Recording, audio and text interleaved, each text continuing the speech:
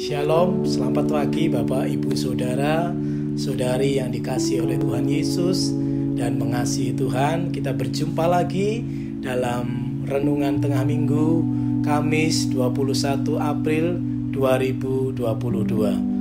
Puji Tuhan, renungan pada pagi hari ini saya beri judul Jawaban di Kayu Salib Yesus. Ya, jawaban di kayu salib Yesus. Ibrani 10 ayat 14 dalam terjemahan baru, di situ dikatakan, sebab oleh satu korban saja ia telah menyempurnakan untuk selama-lamanya mereka yang ia kuduskan. Filipi 4 ayat 19 dalam terjemahan baru katakan, Allahku akan memenuhi segala keperluanmu menurut kekayaan dan kemuliaannya. Amin. Di dalam Yesus Kristus Tuhan. Ya, saudara-saudaraku yang dikasihi oleh Tuhan, masalah yang dihadapi oleh manusia di muka bumi ini begitu banyak jumlahnya dan beragam juga sifat-sifat masalahnya.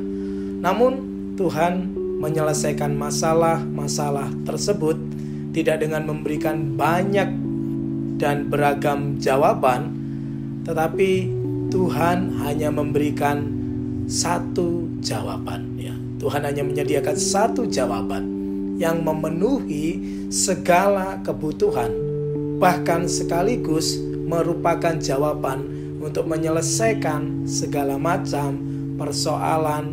Jawaban itu adalah kayu salib Yesus. Ya, jawaban itu adalah kayu salib Yesus. Dalam Yesaya 53 ayat 3 sampai 10, ia dihina dan dihindari orang, seorang yang penuh kesengsaraan dan yang biasa menderita kesakitan. Ia sangat dihina sehingga orang menutup mukanya terhadap dia, dan bagi kita pun dia tidak masuk hitungan. Tetapi sesungguhnya penyakit kitalah yang ditanggungnya, dan kesengsaraan kita yang dipikulnya. Padahal kita mengira dia kena tulah, dipukul dan ditindas Allah. Tetapi dia tertikam oleh karena pemberontakan kita, dia diremukkan oleh karena kejahatan kita. Ganjaran yang mendatangkan keselamatan bagi kita ditimpakan kepadanya, dan oleh bilur-bilurnya kita menjadi sembuh.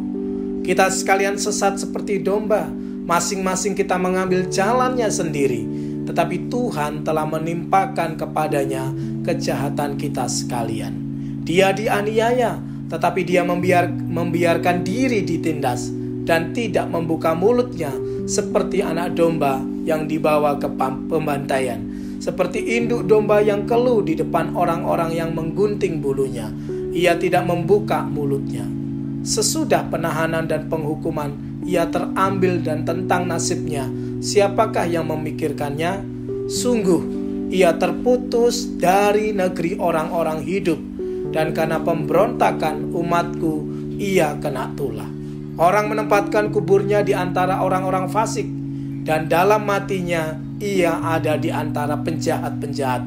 Sekalipun ia tidak berbuat kekerasan, dan tipu tidak ada dalam mulutnya. Tetapi Tuhan berkehendak meremukkan dia dengan kesakitan apabila ia menyerahkan dirinya sebagai korban penebus salah. Ia akan melihat keturunannya, umurnya akan lanjut, dan kehendak Tuhan akan terlaksana olehnya.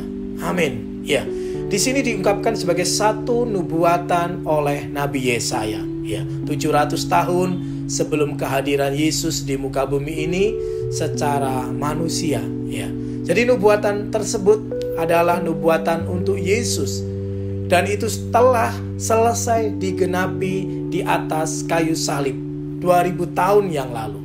Yesus bukan hanya sekedar datang untuk menderita, tetapi Yesus datang untuk menebus umat manusia, untuk menebus orang-orang berdosa.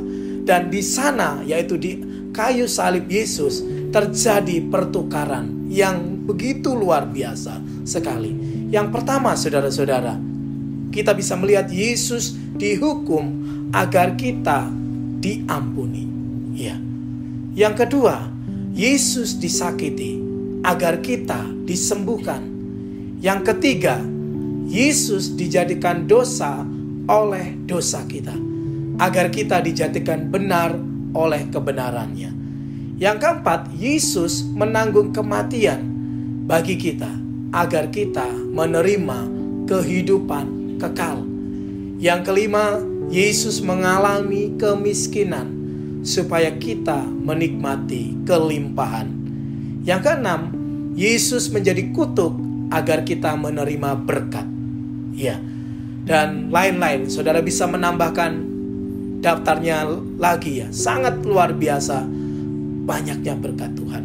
Ya, karena peristiwa Yesus di atas kayu salib. Ya, Galatia 3 ayat 13 sampai 14. Di situ dikatakan Kristus telah menebus kita dari kutuk hukum Taurat dengan jalan menjadi kutuk karena kita. Sebab ada tertulis, terkutuklah orang yang digantung pada kayu salib. Yesus Kristus telah membuat ini supaya di dalam Dia berkat Abraham sampai kepada bangsa-bangsa lain. Sehingga oleh iman kita menerima roh yang telah dijanjikan itu. Ya, jadi syaratnya hanya satu, yaitu kita mau mengaku dosa kita, maka Tuhan itu adalah setia dan adil. Tuhan akan mengampuni segala dosa-dosa kita dan menyucikan kita dari segala kejahatan. Ya, jadi satu jawaban, tapi itu bisa menyelesaikan semua persoalan dan masalah umat manusia yang ada di muka bumi ini. Ya, puji nama Tuhan. Bapak Ibu Saudara, selamat beraktivitas. Tuhan Yesus memberkati kita semuanya. Haleluya, amin.